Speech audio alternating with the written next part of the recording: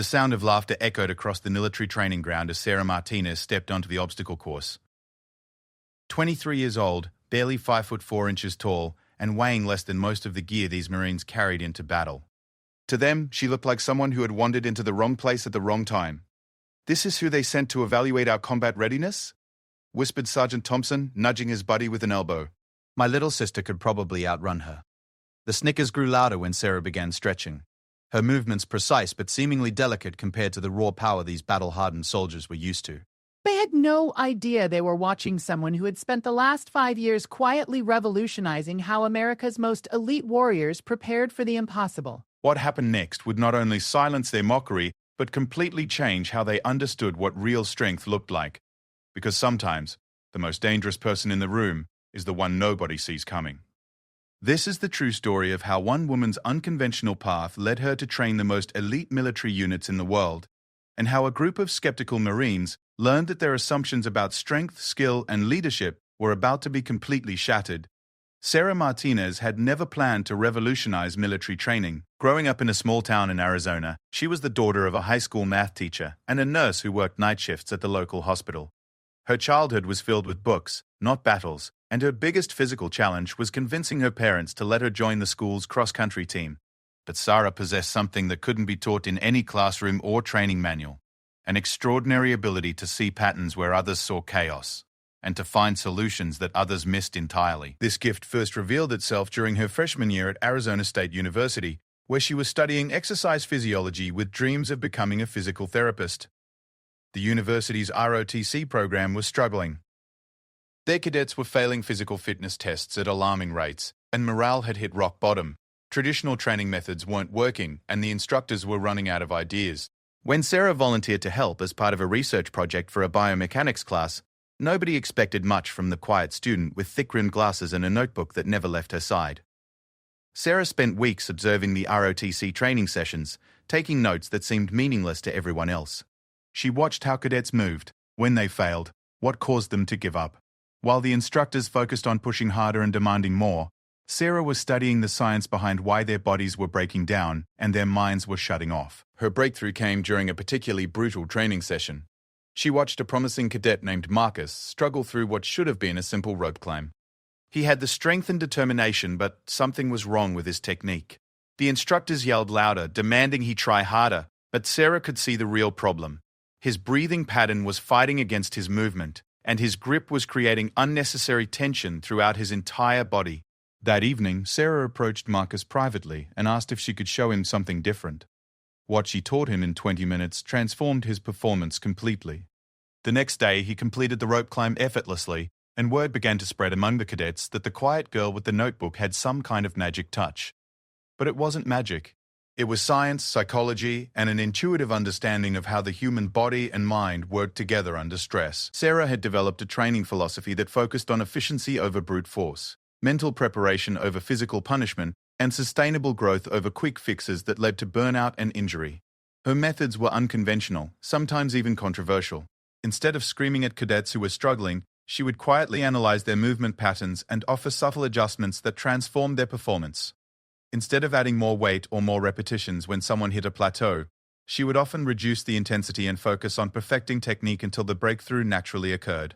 The ROTC program's fitness test scores improved dramatically over the following semester. More importantly, the cadets were developing a different relationship with physical and mental challenges. They were learning to see obstacles not as punishments to endure, but as problems to solve intelligently. Word of Sarah's success reached beyond the university. A retired Navy SEAL instructor who was consulting with various military training programs heard about the dramatic improvements in the ROTC unit and decided to investigate. Commander James Patterson had seen every training method imaginable during his 20-year career, and he was skeptical that a college student could offer anything revolutionary. When Patterson first met Sarah, his skepticism only deepened. She didn't look like any trainer he had ever worked with. She didn't speak in military jargon or demonstrate her methods by showing off impressive physical feats. Instead, she spoke quietly about biomechanics, stress response patterns, and the psychology of performance under pressure. Patterson agreed to let Sarah work with a small group of struggling SEAL candidates, more out of curiosity than genuine belief in her methods. These were men who were on the verge of being dropped from the program, soldiers who had the heart and determination but were failing the physical and mental demands of SEAL training. Sarah approached these elite candidates the same way she had approached the ROTC cadets, with careful observation, scientific analysis, and an understanding that each person's path to excellence was unique. She didn't try to change their basic training routine, but she introduced small modifications that had enormous impact. She taught them breathing techniques that prevented panic during underwater exercises. She showed them movement patterns that reduced injury risk during heavy carrying exercises. Most importantly, she helped them understand their own mental responses to extreme stress, giving them tools to maintain clarity and focus when their instincts were screaming at them to quit. The results were extraordinary. All but one of the struggling candidates who worked with Sarah successfully completed SEAL training. More than that, they were graduating with higher marks and fewer injuries than candidates who had seemed much more promising at the beginning of the program. Commander Patterson was amazed, but he was also puzzled. Sarah's methods worked, but they didn't fit any of the traditional models he understood. She wasn't a drill sergeant who motivated through intimidation. She wasn't a fitness expert who focused on building maximum strength or endurance. She was something entirely different, and Patterson realized that the military needed to understand what she was doing. The invitation to work with the Navy came during Sarah's senior year of college. Instead of the physical therapy program she had originally planned, she was offered an opportunity to develop training protocols for some of the military's most challenging programs. It was a chance to take her methods from the university level to the highest levels of military preparation. Sarah's parents were concerned about their daughter entering such a masculine, aggressive world. They worried that she would be overwhelmed or pushed aside by career military officers who might not respect her unconventional background. But Sarah saw something they didn't: an opportunity to prove that intelligence and understanding could be just as powerful as traditional strength and aggression. Her first official assignment was to evaluate and improve training protocols for various special operations units. It was a role that required her to work with different branches of the military, each with their own culture, traditions, and resistance to change. The Marines in particular were known for their skepticism toward outsiders, especially those who didn't fit the traditional military mold. When Sarah received orders to evaluate a Marine training unit at Camp Pendleton, she knew she would face her biggest challenge yet. These weren't college students looking for help with fitness tests. These were battle-hardened professionals who had survived some of the most intense training and combat experiences imaginable. The day before her arrival at Camp Pendleton, Sarah spent hours preparing herself mentally for what she knew would be a hostile reception. She understood that she would have to prove herself not just once, but repeatedly, and that every interaction would be a test of her competence and credibility. She packed her usual equipment, notebooks filled with research, video equipment for movement analysis, and biometric monitoring devices that could track stress responses in real time. But she also packed something else: an unshakable confidence in the science behind her methods, and a determination to show these Marines that excellence could be achieved through intelligence and understanding, not just through raw willpower and aggression. As her plane descended towards San Diego, Sarah looked out the window at the sprawling military base below and knew that her life was about to change dramatically. She had no idea that within a few hours she would be facing down a group of skeptical Marines who were about to learn that their assumptions about strength, training, and leadership were completely wrong. The stage was set for a confrontation that would challenge everything these warriors thought they knew about what it meant to be truly elite. And at the center of it all was a young woman who looked like she belonged in a laboratory, not on a battlefield, but who was about to prove that sometimes the most powerful weapon is the one nobody sees coming. The California sun was already blazing when Sarah's rental car pulled through the gates of Camp Pendleton. The Marine base sprawled across 125,000 acres of Southern California coastline, a massive complex of training facilities, barracks, and operational centers that had been forging warriors for over 8 decades. As she drove through the base, Sarah could see Marines running in formation, the sound of their synchronized footfalls carrying across the morning air. Staff Sergeant Miguel Rodriguez was waiting for her at the headquarters building, his expression carefully neutral, but his eyes clearly skeptical. At 42, Rodriguez had served 3 tours in Afghanistan and had seen every type of trainer, consultant, and expert the military could produce. When he looked at Sarah stepping out of her car in civilian clothes, carrying what appeared to be camera equipment and a laptop bag, his first thought was that someone in Washington had made a serious mistake. The briefing room was filled with 12 Marines, all senior non-commissioned officers who had been selected to evaluate Sarah's methods. These were men who had survived everything from urban warfare to mountain operations, and their combined experience represented over 200 years of military service. When Sarah walked into the room, the conversation stopped, and she could feel the weight of their collective judgment settling on her shoulders. Captain David Morgan, the unit commander, made the introductions with military efficiency. At 38, Morgan had earned his reputation through a combination of tactical brilliance and unwavering dedication to his Marines. He had requested this evaluation reluctantly, under pressure from higher command, and his body language made it clear that he considered it a waste of time. Sarah had learned to read rooms like this during her work with the SEALs, but the Marine culture was different. Where Navy personnel might express skepticism through questions or challenges, Marines seemed to communicate their doubts through silence and carefully controlled expressions. The message was clear: prove yourself or get out. Instead of beginning with a presentation or explanation of her methods, Sarah did something unexpected. She asked Captain Morgan if she could observe their normal training routine without making any changes or suggestions. She wanted to understand their current methods before proposing anything different. For the next 3 hours, Sarah sat quietly on the sidelines of the training ground, watching as the Marines worked through combat fitness tests, obstacle courses, and tactical exercises. Her notebook filled with observations that seemed incomprehensible to anyone watching her. Breathing patterns during sprints, foot placement during rope climbs, eye movement during stress drills.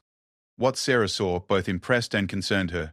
These Marines were undoubtedly tough, mentally and physically prepared for combat in ways that most people could never imagine. But she also noticed inefficiencies and stress patterns that were limiting their potential and setting them up for long-term injuries. During a break, Corporal James Washington approached her. Washington was 26 years old, had served 2 deployments in Iraq, and was known throughout the unit for his exceptional physical conditioning.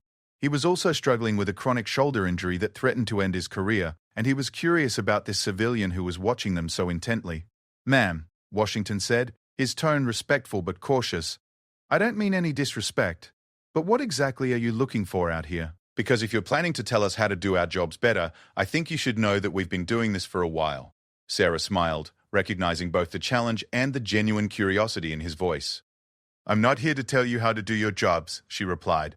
"I'm here to see if there might be ways to help you do them more effectively and with less risk of injury." "Can I ask you about that shoulder?"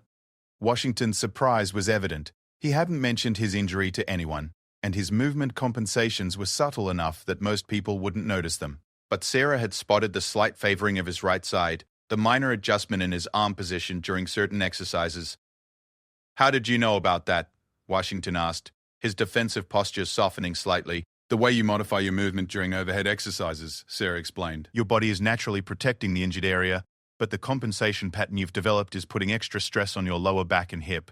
In 6 months, you're going to have problems there too if we don't address the original issue." This prediction hit Washington like a punch.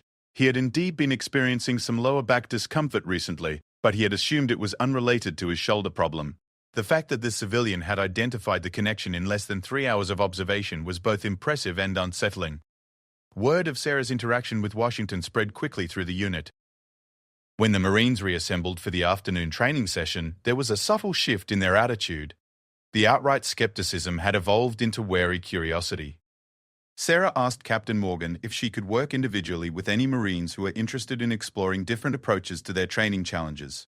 She emphasized that participation would be completely voluntary and that she wasn't trying to replace their existing methods, just supplement them with additional tools. To everyone's surprise, including his own, Corporal Washington volunteered first.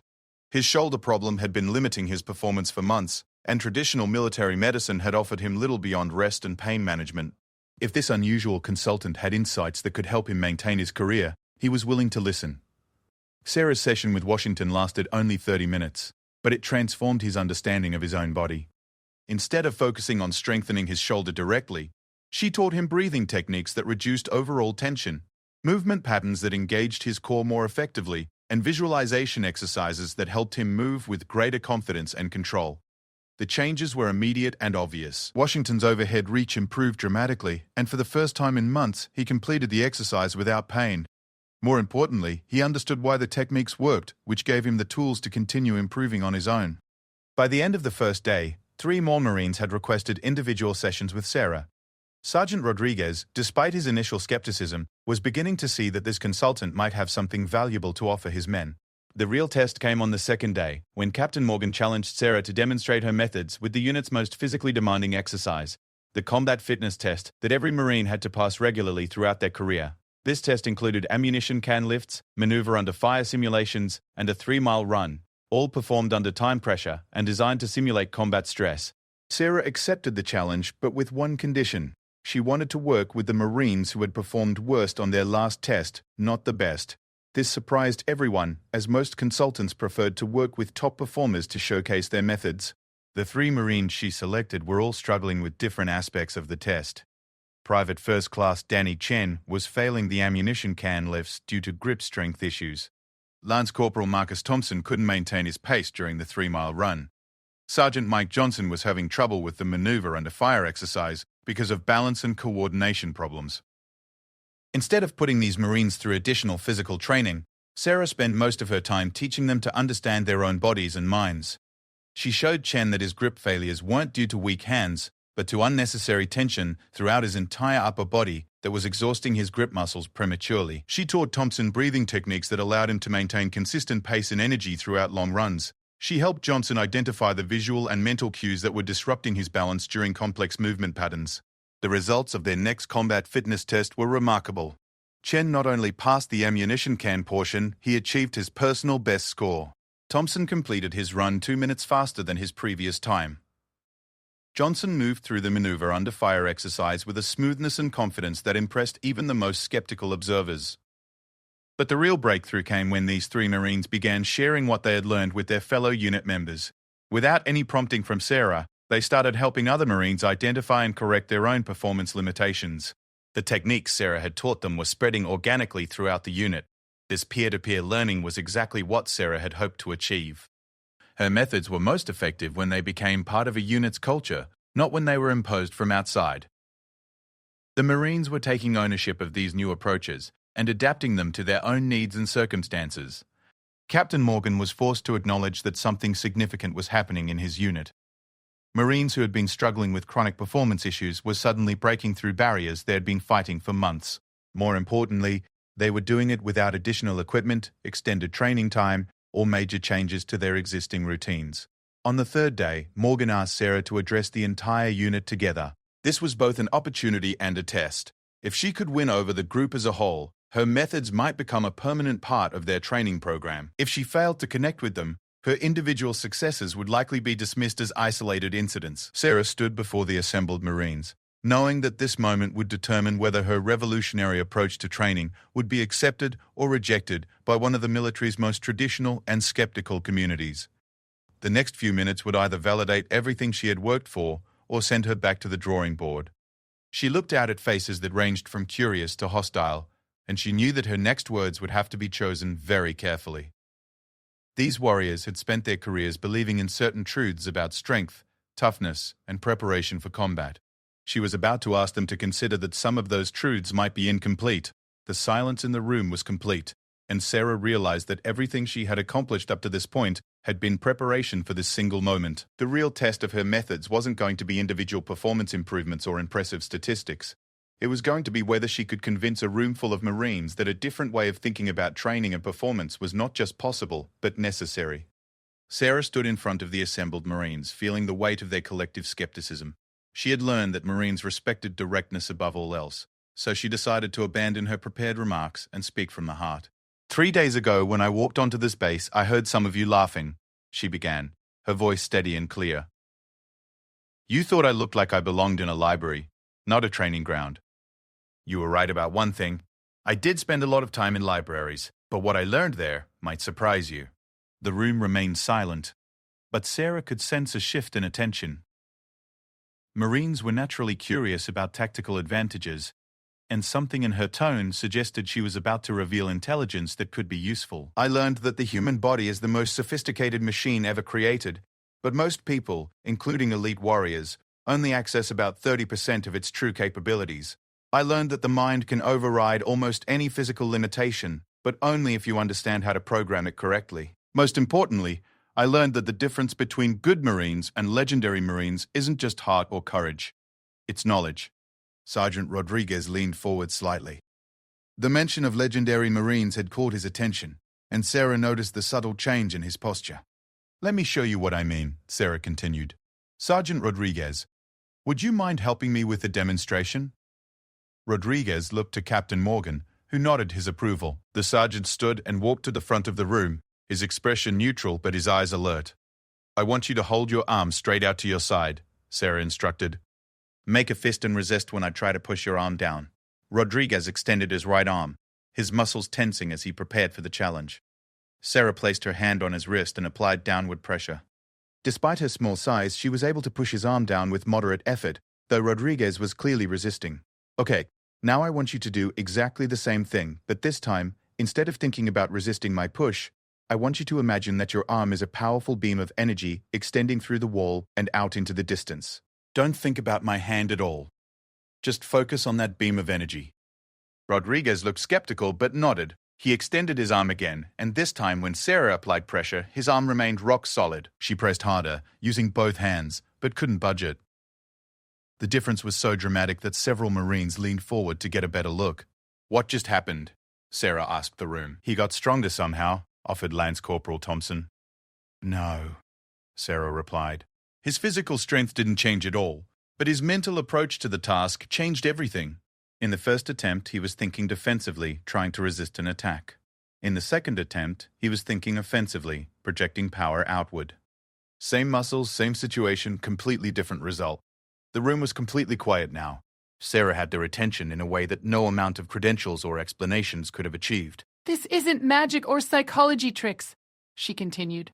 "This is how your nervous system works. When you focus on avoiding failure, your body prepares for failure. When you focus on achieving success, your body prepares for success. The difference shows up in your muscle tension, your breathing, your balance, and your coordination." Corporal Washington raised his hand. "Ma'am, how does this apply to combat situations? Because we can't always control what we're thinking about when people are shooting at us." It was an excellent question, and Sarah had been hoping someone would ask it. Actually, you can control it, and the best warriors already do it instinctively. Think about the Marines, who stay calm under fire, who make good decisions in chaos. They're not thinking about all the ways they might get killed. They're focused on their mission, their teammates, and their next action. Sarah walked over to a whiteboard and began sketching simple diagrams of the human nervous system. Your body has two basic operating modes: survival mode and performance mode. Survival mode is great for dealing with immediate threats, but it shuts down your higher brain functions, reduces your coordination, and limits your strength to basic patterns. Performance mode keeps all your capabilities online and actually enhances them. She turned back to the Marines. Traditional military training is always focused on toughening people up so they can function despite being in survival mode. That works, but it's inefficient. What if we could teach people to stay in performance mode even under extreme stress? Captain Morgan spoke up for the first time. "Are you saying our training methods are wrong?" "Not wrong," Sarah replied carefully. "Incomplete. You've built incredibly tough, determined warriors. But toughness and determination are just the foundation. We can build on that foundation to create capabilities that go far beyond what anyone thought possible." She spent the next hour teaching the Marines basic techniques for managing their nervous system responses. She showed them breathing patterns that could shift them from survival mode to performance mode within seconds. She demonstrated movement exercises that could improve their coordination and reaction time. Most importantly, she taught them how to recognize when they were operating in survival mode so they could consciously shift back to performance mode. The techniques were simple enough to learn quickly, but sophisticated enough to produce immediate, measurable improvements. Within minutes, Marines were reporting that they felt more alert, more coordinated, and more confident. That the real test came when Captain Morgan announced that they would repeat their combat fitness evaluations using Sarah's techniques. Every Marine in the unit would have the chance to see if these new methods actually translated into improved performance under pressure. The test began at dawn the next morning. Sarah stood on the sidelines, watching as Marines moved through the various stations of the combat fitness test. Instead of the usual grunting, straining, and visible effort that typically characterized these evaluations, she saw something different. Marines moving with fluid efficiency, maintaining consistent breathing patterns, and staying mentally composed even when their bodies were under extreme stress. The results were unprecedented. The unit's average scores improved by 18%. More importantly, the Marines who had been struggling the most showed the greatest improvements. Private Chen, who had been failing the ammunition canlets just days earlier, achieved the highest score in the unit. Lance Corporal Thompson broke the unit record for the 3-mile run. Even Marines who had been performing well previously found themselves achieving personal bests. But Sarah noticed something even more significant than the improved test scores. The Marines were enjoying the challenge. Instead of grimly enduring a necessary ordeal, they were approaching the test with confidence and curiosity. They were eager to see how well they could perform, rather than anxious about whether they would pass. After the test, Captain Morgan called Sarah aside for a private conversation. His expression was serious, but she could see respect in his eyes that hadn't been there before. "I don't know what you did to my Marines," he said, "but I've never seen results like this. These are the same men who were here a week ago, but they're performing like a completely different unit." "They are a different unit," Sarah replied. "Not because I changed them, but because they learned to access capabilities they already had. Every single improvement you saw today was potential that was already inside them." Morgan nodded slowly. "I need to understand something.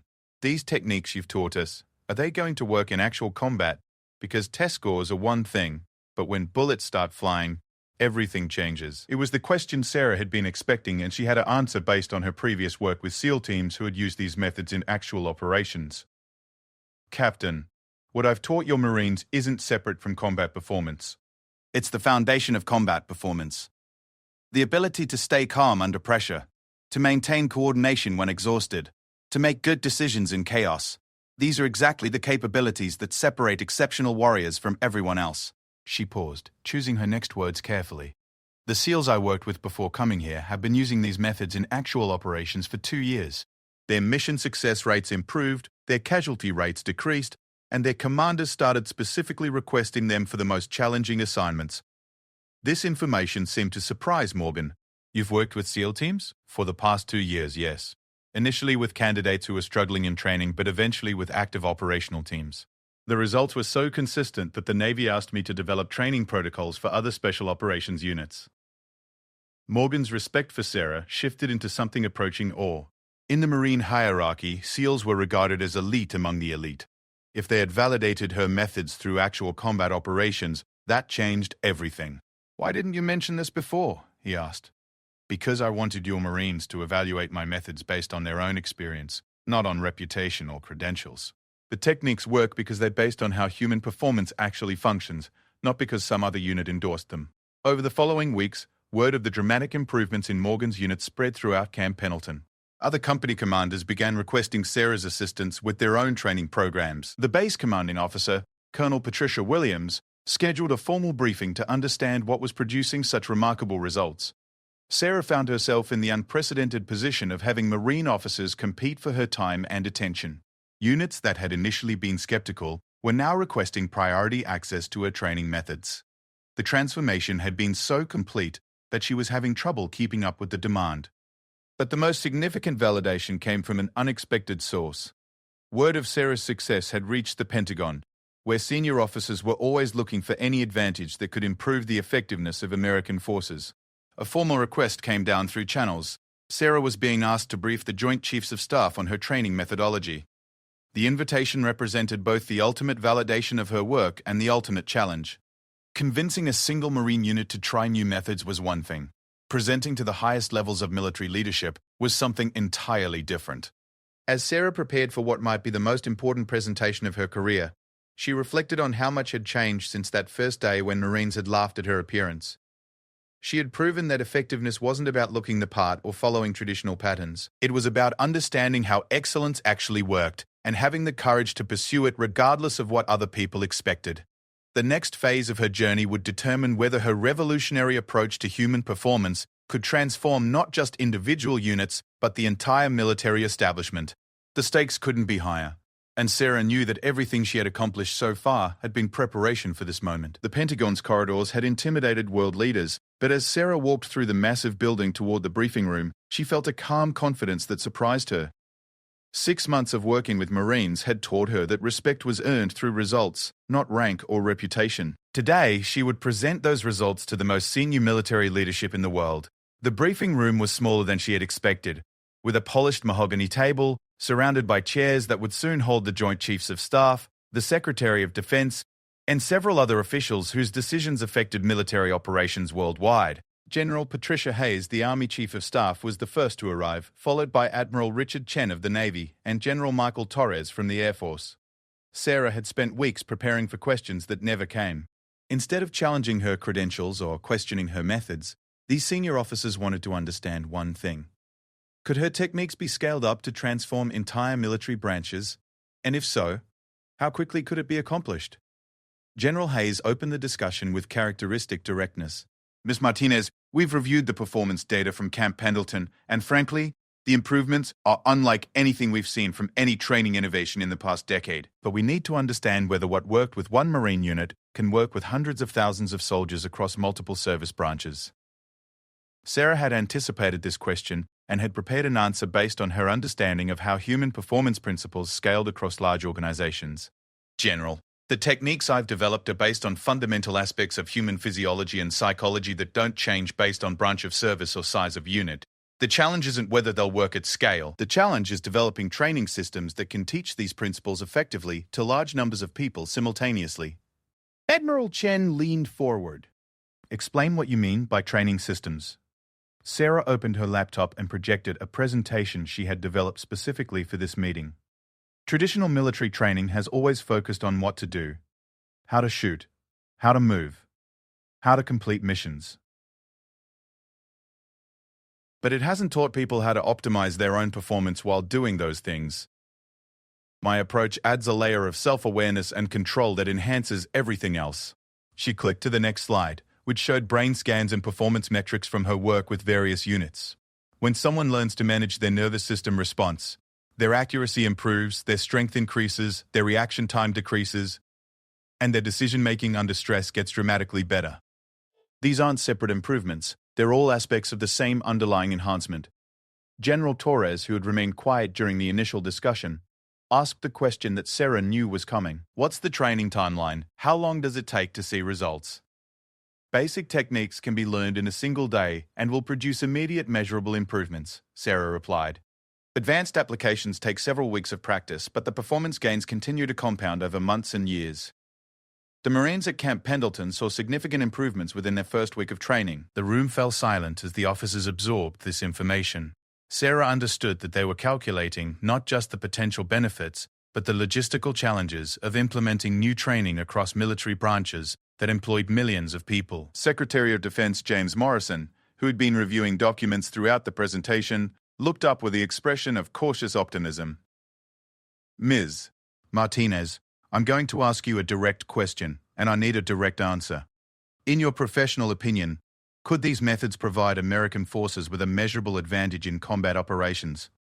Sarah had been preparing for this moment since she first began working with military personnel. Secretary, based on my work with SEAL teams who have used these methods in actual operations, I believe these techniques represent the most significant advancement in human performance training since the development of modern physical fitness protocols. The question isn't whether they provide an advantage. The question is whether we can afford not to implement them. Her confidence in making such a bold statement was based on data that even she found remarkable.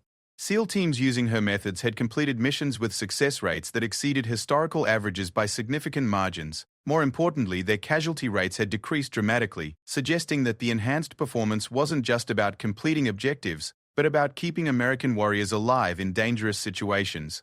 General Hayes asked for specifics, and Sarah provided them.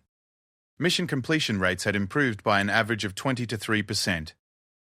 Combat injuries not related to enemy action had decreased by 41%. Perhaps most significantly, the psychological stress indicators that typically led to long-term combat trauma showed marked improvement among personnel trained in her methods. These numbers suggest that your training doesn't just make people better warriors, Admiral Chen observed. It makes them more resilient human beings. That's exactly right, Sarah confirmed. The same principles that enhance physical performance also improve emotional regulation, stress management, and psychological recovery. We're not just optimizing people for combat, we're optimizing them for life. The discussion continued for 3 hours, with questions that ranged from scientific methodology to implementation logistics to budgetary considerations. Sarah found herself explaining complex neuroscience concepts to some of the most experienced military leaders in the world, and she was impressed by their grasp of the implications. The turning point came when General Torres asked about pilot training.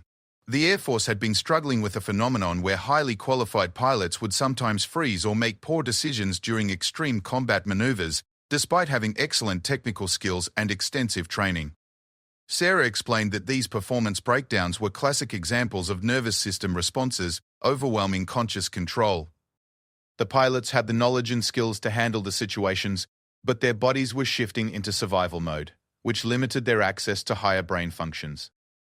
Using the techniques I've developed, she explained, pilots can learn to maintain full cognitive function even during the most stressful flight situations. They can access their complete skill set when they need it most, instead of being limited to basic survival responses.